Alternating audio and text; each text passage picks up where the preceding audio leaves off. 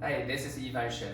Today I'm here with my wife Hope, and I will be talking about forehead posture and related. Forehead posture is a very prevalent condition or posture that we see as physical therapists, especially in current society where we constantly been sitting down in the office in front of the computer. In the city I'm working at Huntsville, a lot of technology companies with a lot of engineers, they can sitting in front of the computer from 8 to 10 hours daily. So a lot of our patients in their 30s, 40s all have this chronic forehead posture and all presents different kinds of cervical and upper T-spine dysfunctions. So when you look at a patient come in, you realize their head sits right in front of their shoulder, and their chin is slightly tilted forward.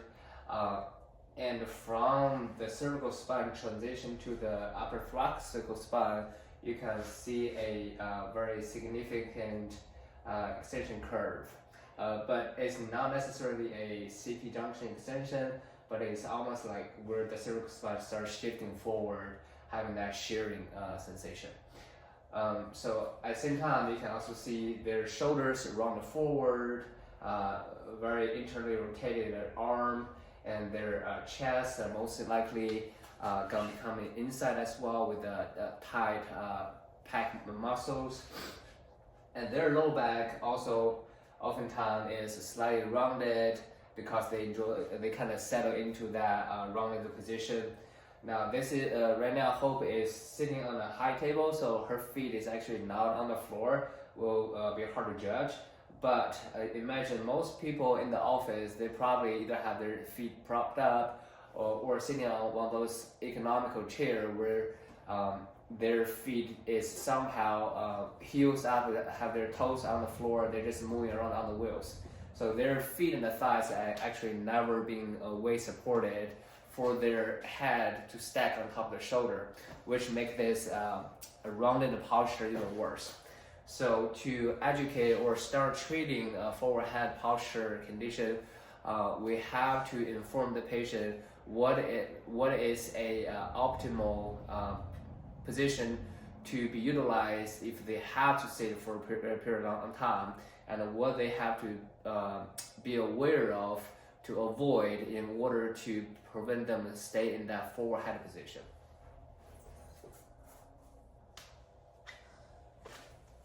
Okay, now we will start treating forehead condition, and I will start with posture, sitting posture. So now I placed a very firm booster ball underneath Hope's feet, and I have instructed her to sit on towards the edge of the surface where her thighs are actually taking more of her weight. And I will encourage her to sit tall and slightly bring her trunk forward where she can feel her feet are putting the weight through the ball into the ground. Now ideally we will put a stool there or drop the drop the height of the table, but in this case we're just using that as a prompt. So now because we don't want to directly stress the cervical spine, oftentimes they already have that shearing happening. We really have to start treating the upper thoracic spine to correcting this forehead posture.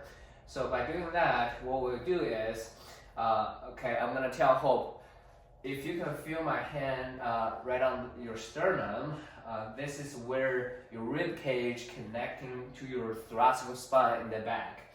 Now, your thoracic spine, when you think about when you inhale, your rib cage will raise, right? So once that raises up, because it's connection between the rib and the thoracic spine will actually extend as well. That way, it will give you a better alignment from the cervical spine to thoracic spine. So if we can be in that position for longer and more often, you'll have a better chance to stack your cervical spine on top of your shoulder, your thoracic spine. this shearing in the forward head position will become less of a problem. So what we're gonna do is practice using those muscles to maintain that posture, right? So I'm gonna say, Hope, you will go ahead and take a breath in. As you breathe in, you feel your sternum pushing into my finger. Yes? Mm-hmm. Okay. Now, once you feel that, I want you gently exhale, but don't allow your sternum get away from my finger. Okay. So don't drop it down. So go ahead, inhale, good.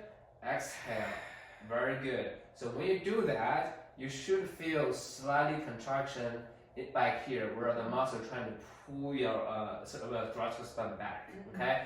But slightly tuck your chin down. Don't extend it here too much.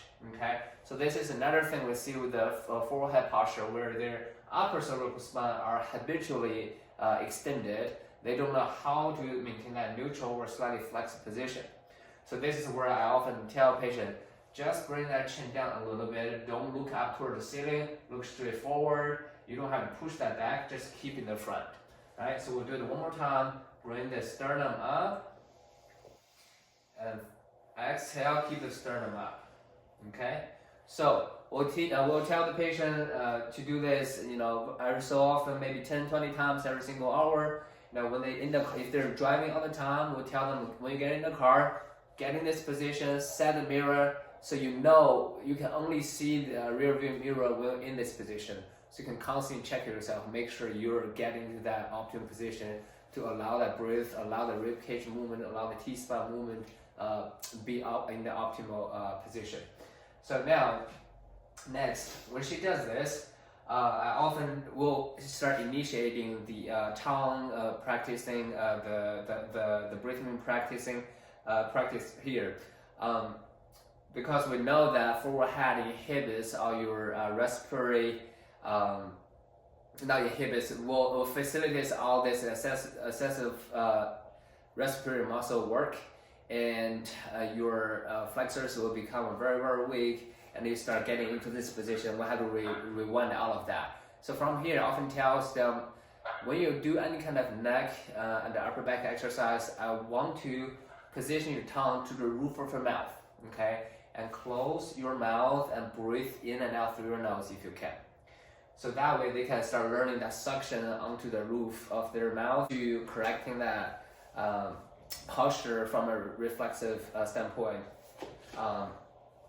Now from here, oftentimes they're still gonna have a really hard time to learn how to do that chin tuck.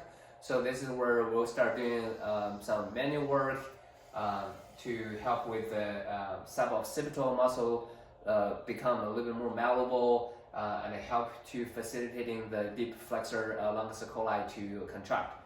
So I will instruct Hope to lay down on her back, get in a supine position. Go ahead, Hope, lay on her back.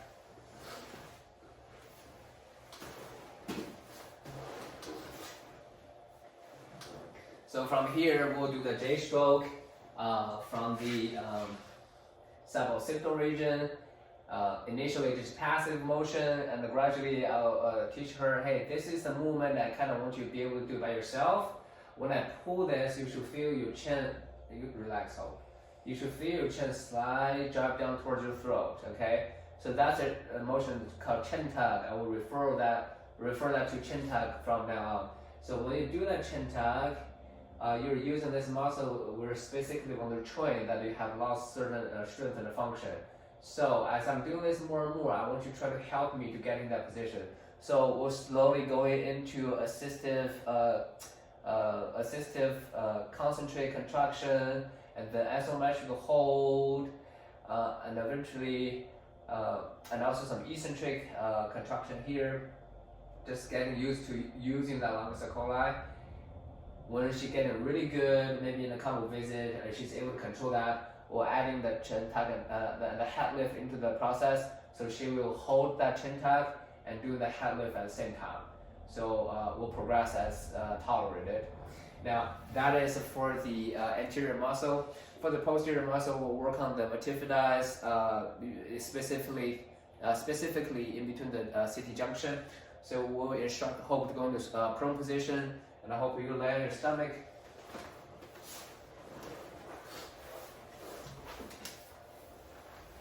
and she knows that we're focusing on this spot right here.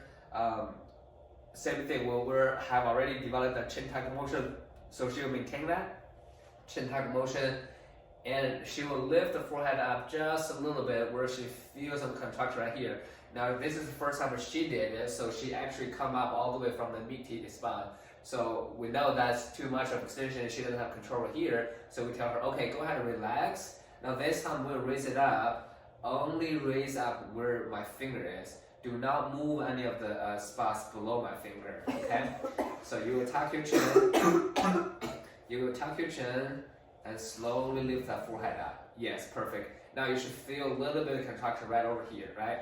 So we'll do, as I mentioned, holding it here until she starts developing some motor control, and then we can add it into directions. So oftentimes with the forward head, with the shearing, you see people have a lot of restriction from rotation because of muscle tone. So we can start working on that. Once she gets into that extension with the chin tuck, she can add her rotation side to side and slowly, right? We'll maintain the same height, make sure there's no shaking, no waving, and getting to the same plane back and forth. As a progressive, we can add a quadrant movement into that as well. So now that's a very basic 3 exercise. You can start the T-spot, your anterior cervical muscles, and the posterior cervical muscles. So as they progress, you want to add all the, you want to reverse all the posture muscle to unwind this forward head posture, cause a whole body effect. So we'll perform the universal exercises, right? So hope we'll grab the band with the palm facing forward, okay? Keep the elbow straight. Now from the feet up, we'll engage every single muscle that controls posture. That includes hip external rotation, your core stabilizers, your Kegel, your shoulder external rotation, your slightly chin tuck, and your tongue position, right? So I tell Hope, hey, push your foot into the ground and dig them towards the outside, almost like you're rooting into the ground, right? And engage your glutes, good. Don't overextend your back. Draw your belly button in just a little bit, okay? Now bring your chest up, but at the same time, keep your rib cage down. Good. Now rotate your arms out just a little bit.